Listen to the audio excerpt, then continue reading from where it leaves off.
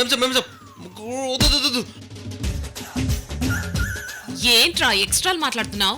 అబ్బే అదేం లేదు మేం సాబ్. అప్పుడప్పుడు నా టంగ్ నా మాట వినదు, అది స్లిప్ అయిపోతుంటుంది. నా దగ్గర టంగ్ స్లిప్ అయితే కట్ చేసి పడిస్తాను. ఓకే మేం సాబ్. అయినా ఇటెందుకు వచ్చావు నువ్వు? పొద్దున్నుంచి గాలిపటం ఎగిరేస్తున్నాను మేం సాబ్. సడన్ గా దారం తెగిపోయి ఎక్కడికో వెళ్ళిపోయింది. దాన్ని వెతుక్కుంటూ వచ్చావా నువ్వు? ఆ, ఏంటి ఇటు అటు ఊపుతున్నావు? ఆ, అవునా కాదా? అంటే మేం సాబ్ గాలిపటం కూడా ఎక్కడో చిక్కుకుపోయి ఉంటుంది, నా మనసులాగే. ఆ? అబ్బో,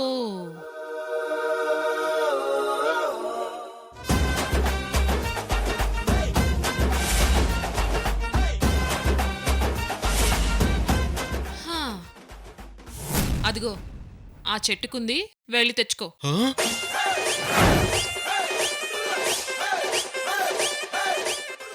ఇది ఎక్కడి నుంచి వచ్చింది? ఆ? ఏంటి? అబ్బా, ఇది ఇక్కడికి ఎలా వచ్చింది అని అంటున్నాను. ఆ? నువ్వు ఎగరేస్తే తప్పించుకొని అక్కడ చిక్కుకుంది. అసలు ఎగరేస్తే కదా రావడానికి. ఏయ్, వెళ్ళకపోతే అబద్ధం చెప్పానని తెలిసిపోతుంది, వెళ్తే నాకు చెట్టు ఎక్కడం రాదని తెలిసిపోతుంది. ఎలా? ఆ? ఏయ్, ఏంటి ఆలోచిస్తున్నావు? గాలిపటం బాగుంది, వెళ్ళి తీసుకురా. ఆ, అలాగే మేం సాబ్. వెళ్ళు. ఆ,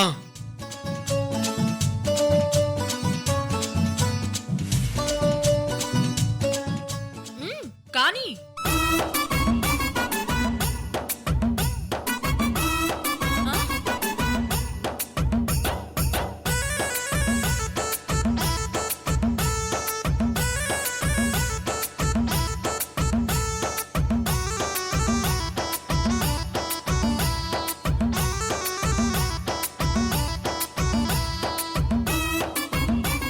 ఇదేంటిది?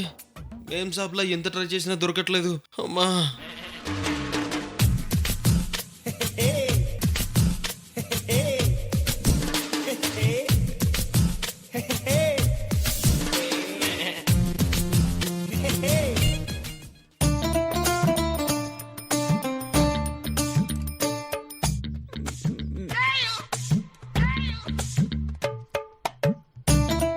ఇదేంటిది?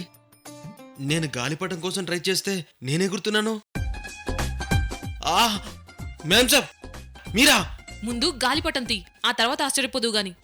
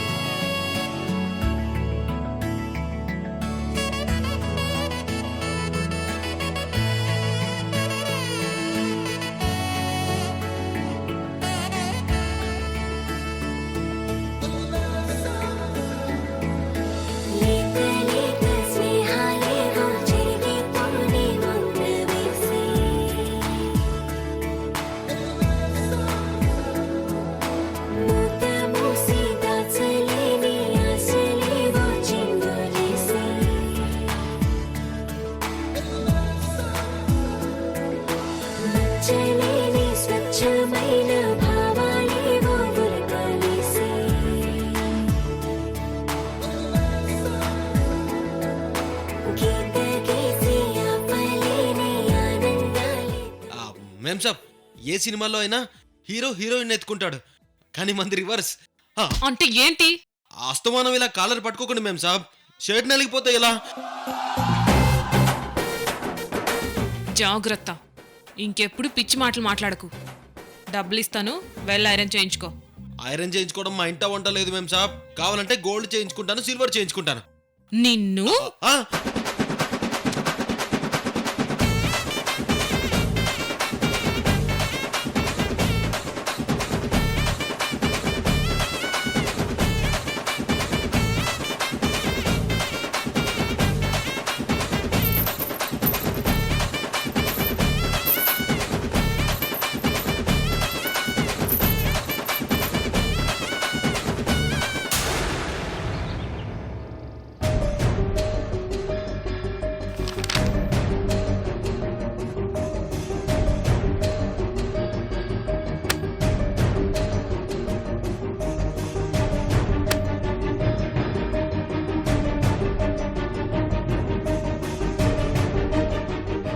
శర్మ గారు, మీ రోజీ గారు ఏమంటున్నారు?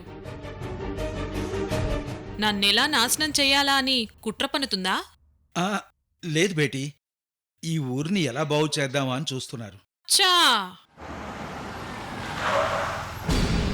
మీ రోజీ ఎప్పుడు ఇంతేనా శర్మ గారు? మంచి పనులు చేస్తున్నట్టు అందర్నీ నమ్మిస్తూ మళ్ళీ వెనక గోతులు తీయడం. తను పంచదార కోటింగ్ వేసిన చేదు మాత్ర.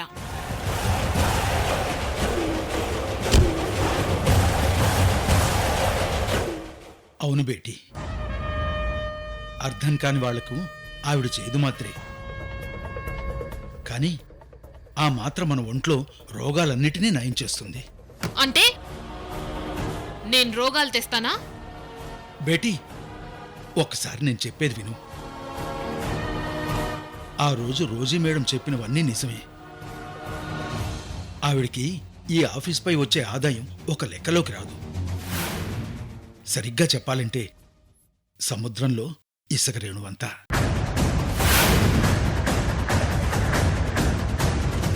ఆవిడ ఈ ఫ్యాక్టరీ కోసమో దీని మీద వచ్చే ఆదాయం కోసమో ఇక్కడికి రాలేదమ్మా. తన శత్రువుల వల్ల మీ కుటుంబానికి అన్యాయం జరిగిందని జాలిపడి వచ్చారు.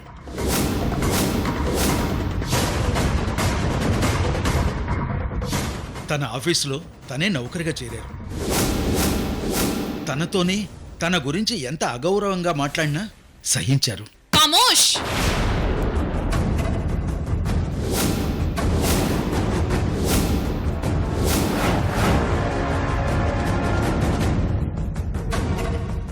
నీ భజన ఆపు. ఆ రోజు 10 మందిలో రోజీ తరపున మాట్లాడినప్పుడే నీ తల తీసుండాల్సింది. ఏదో పేదవాడివి, బ్రతకడం కోసం మా ప్రాంతానికి వచ్చిన వాడివని వదిలేశాను. కానీ నువ్వింకా ఆ రోజీ భజనే చేస్తున్నావు. బేటీ, నేను చెప్పేదంతా నిజం. రోజీ మేడం ఎప్పుడూ మీకు చెడు చేయాలనుకోలేదు. ఆవిడ అలా ఆలోచిస్తే ఈ ఫ్యాక్టరీ స్వాధీనం చేసుకోవడం ఆవిడికి చిటికి వేసినంతసేపు పట్టదు. హేయ్ నిన్ను! ఏయ్ దామిని!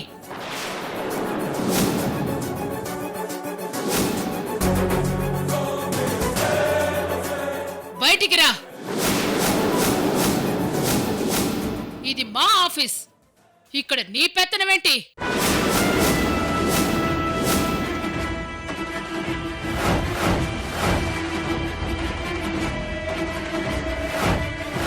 చూసారా శర్మ గారు, ఆఫీస్ ఖాళీ చేయమని మీ రోజీ మేడం తన ఫ్రెండ్ని పంపింది.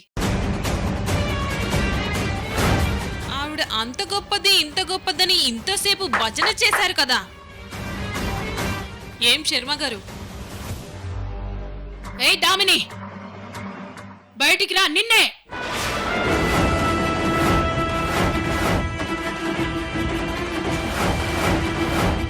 ఏయ్ దామిని, బయటికి రా.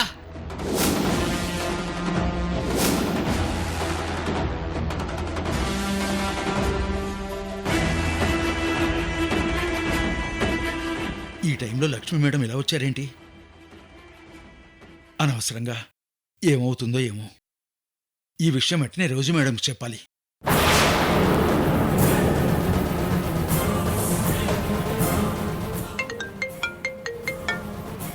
శర్మగారు చెప్పండి. రోజీ మేడం, ఇక్కడ చాలా పెద్ద గొడవ జరిగేలా ఉంది. ఏమైంది శర్మగారు? మీరెక్కడున్నారు? ఆఫీస్లోనే ఉన్నానమ్మా. మన ఆఫీస్కి లక్ష్మీ మేడం వచ్చారు.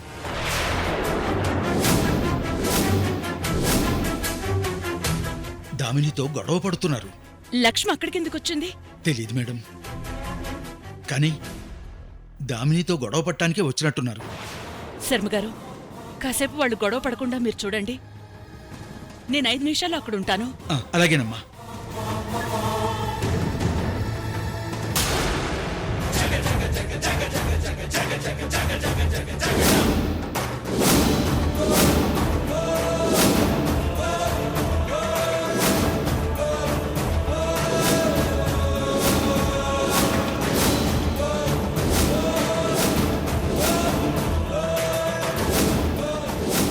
ఏంటంటున్నావు? నీకిచ్చిన పనిష్మెంట్ సరిపోలేదా? ఏయ్, నాకు పనిష్మెంట్ ఇచ్చే స్థాయి నీకు లేదు. నేను కాని రోజీ గాని తలుచుకుంటే నిన్ను నామరూపాలు లేకుండా చేయడం చాలా ఈజీ. ఇంతవరకు పోనీలే చిన్నపిల్లవని రోజీ క్షమించింది. కానీ నువ్వెంత రౌడీవో, డబ్బు కోసం ఎన్ని దౌర్జన్యాలు చేస్తున్నావో రోజీకి తెలిసింది. ఇక నీ ఆటలు సాగవు.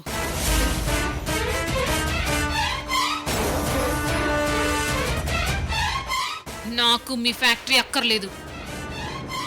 మీ రోజీని నిజం ఒప్పుకోమ్మనండి, ఇప్పుడే నీ ఫ్యాక్టరీ నీ మొహాన పడేస్తాను. మేము నిజమే చెప్తున్నాం. నువ్వు మీ నాన్న రౌడీలు.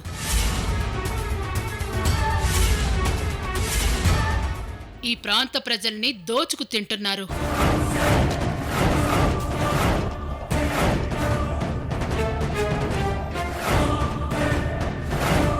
ఏయ్, మా నాన్నని అంటావా? నిన్ను బేటీ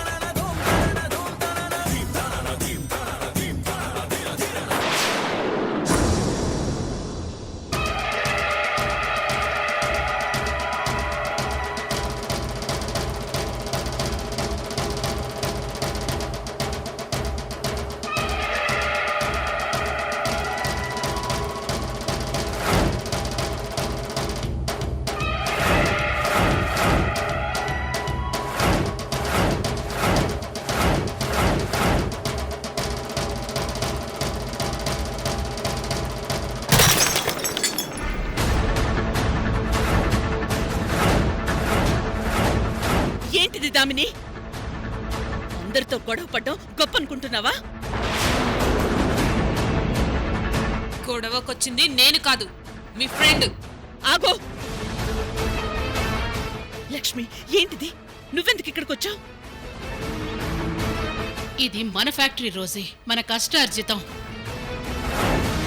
రౌడీలకి మామూలు ఇవ్వాలి గాని ఫ్యాక్టరీ ఇవ్వకూడదు. ఏయ్, ఎవరు రౌడీలు? మా బాబాని ఇంకొక మాటన్నా నేను ఊరుకోను. ఏయ్, లక్ష్మి నువ్వాగు.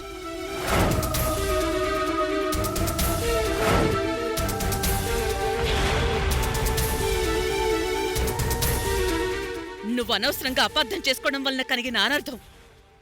నీ వల్ల నాకేదో అన్యాయం జరిగిందని నా ఫ్రెండు, నా వల్ల మీ నాన్నగారికేదో అన్యాయం జరిగిందని నువ్వు అపార్థం చేసుకున్నారు. దాని ఫలితమే ఇదంతా. మీ మాటలొకప్పుడు ఎంతో గొప్పగా అనిపించేవి. మీ నిజస్వరూపం తెలిసాక ఇప్పుడవి తేనె పూసిన కత్తుల్లా అనిపిస్తున్నాయి. దామిని, నిన్ను నమ్మించాల్సిన అవసరం నాకు లేదు. కానీ ఇదంతా కావాలని చేసింది మాత్రం కాదు.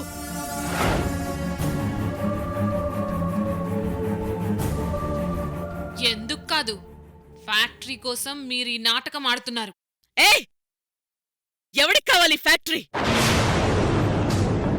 నీకు కావాలంటే చెప్పు, దీన్ని నీకే వదిలేస్తాను.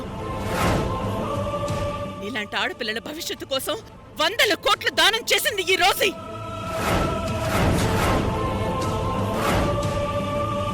ఈ రోజు ఏంటి నిజంగా ఫ్యాక్టరీ ఇచ్చేసేలా ఉంది? అప్పుడు అందరం హైదరాబాద్ వెళ్ళిపోవాల్సి ఉంటుంది. ఈ గొడవ ఇలా ఆగిపోకూడదు.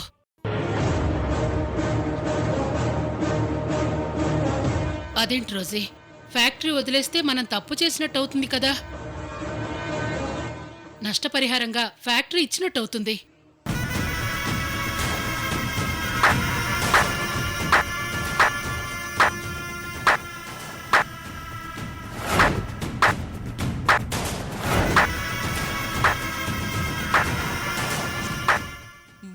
ఉన్నాయి మీ ఇద్దరు నాటకాలు.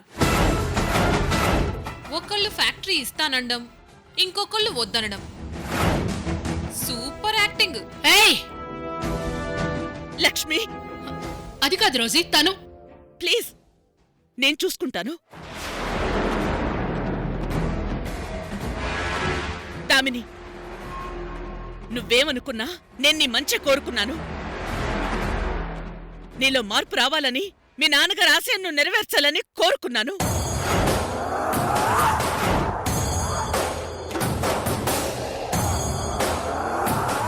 దామిని, నిన్నెప్పుడు నా బిడ్డలాగే ఫీల్ అయ్యాను. అందుకే ఎన్నిసార్లు నువ్వు నన్ను తిట్టినా భరించాను. బిడ్డ చేసిన తప్పులు తల్లిగాక ఇంకెవరు క్షమిస్తారులే అనుకున్నాను.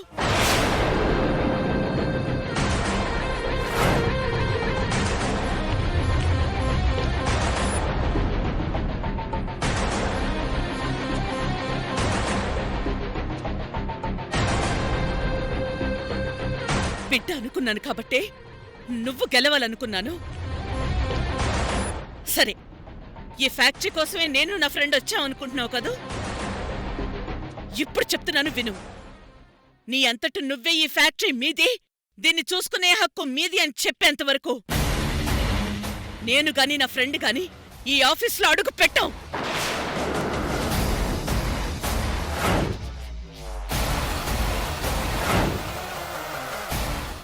అది కాదు రోజీ, మనం ఇంకేం మాట్లాడుకు లక్ష్మి. పద వెళ్దాం.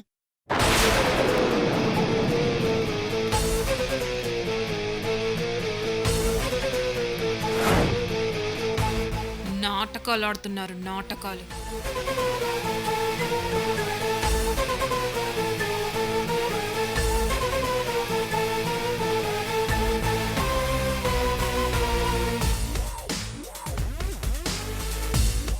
రోజీ, నీ విషయంలో నేను అనుకున్నది ఒకటైతే ఇంకోటవుతోంది. ఇలా చేస్తే నువ్వు రెచ్చిపోతావనుకుంటే సమస్యకి ఇంకా చాలా తెలివిగా సమాధానం చెప్పావు. స్నేహితురాలిగా నిన్ను మెచ్చుకోకుండా ఉండలేకపోతున్నా. విరోధిగా మాత్రం నువ్వు చేసింది భరించలేకపోతున్నాను. నీకు నా మీదున్న అభిమానం నీ చేతిలా చేయించిందని నాకు తెలుసు. నాకంటే ఎంతో సహనంగా శాంతంగా ఉండే నువ్వు ఇలా మాట్లాడుతున్నావంటే మన స్నేహానికి ఎంత గౌరవం ఇస్తున్నావో, విలువిస్తున్నావో నేను అర్థం చేసుకోగలను.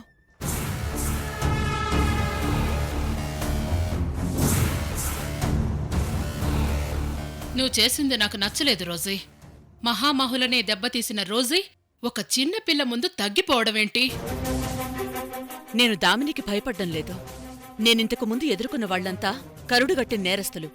అందుకే వాళ్ల పట్ల కఠినంగా వ్యవహరించాను. కాని దామిని అలా కాదు. ఆవేశంలో ఏం చేస్తుందో తెలియని పిచ్చిది. చెట్టు దగ్గర నన్ను కట్టేసి కొట్టిన రోజు తనని క్షమించావు. శంకుస్థాపన రోజు 10 మందిలో నీతో వాదనకు దిగినప్పుడు క్షమించావు. ఈ రోజు మన ఆఫీస్ని తన ఆఫీస్ అంటే క్షమించావు. ఇంకా ఎన్ని లైఫ్ లైన్లు ఇస్తావు తనకి? నీ విషయంలో తను చేసింది తప్పే. చాలా తొందరపడింది, నేను కాదన్ను. కాని అదంతా ఆమె తెలిసి చేయలేదు. అందుకే తనని నేను ద్వేషించటం లేదు. నేనే రోజేనన్న నిజాన్ని తను జీర్ణించుకోలేకపోతోంది. అవునా ఆంటీ? దామిని అమాయకురాలు. ఎవరో వెనకుండి తనతో ఇవన్నీ చేయిస్తున్నారు.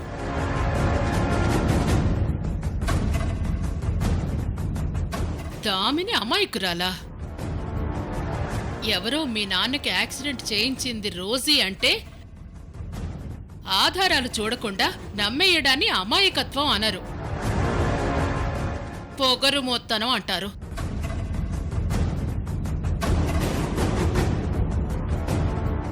ఈ ప్రాంతంలో తన మాటే నెగ్గుతుందని మన ఫ్యాక్టరీని స్వాధీనం చేసుకోవడాన్ని అమాయకత్వం అనరు, అహంకారం అంటారు.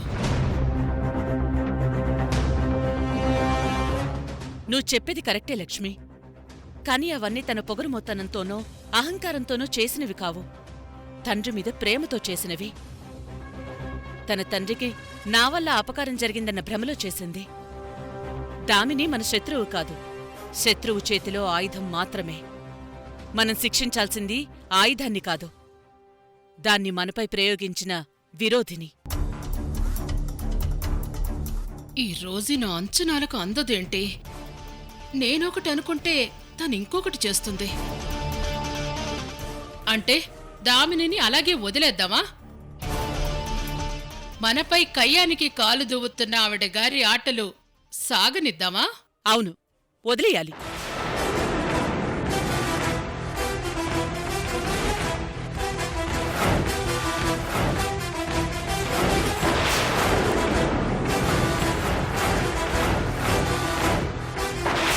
తనకి నిజం తెలిసే వరకు, మనల్ని నిరికించిన ఆ శత్రువు దొరికేంతవరకు తనని పట్టించుకోకూడదు.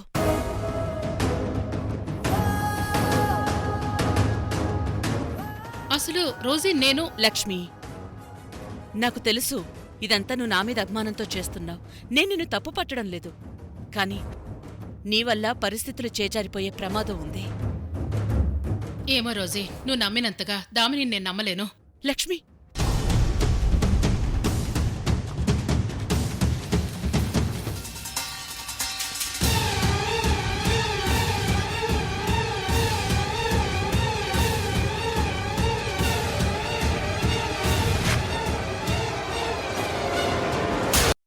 ఈ ఫోటోలో ఉన్నది ఎవరు?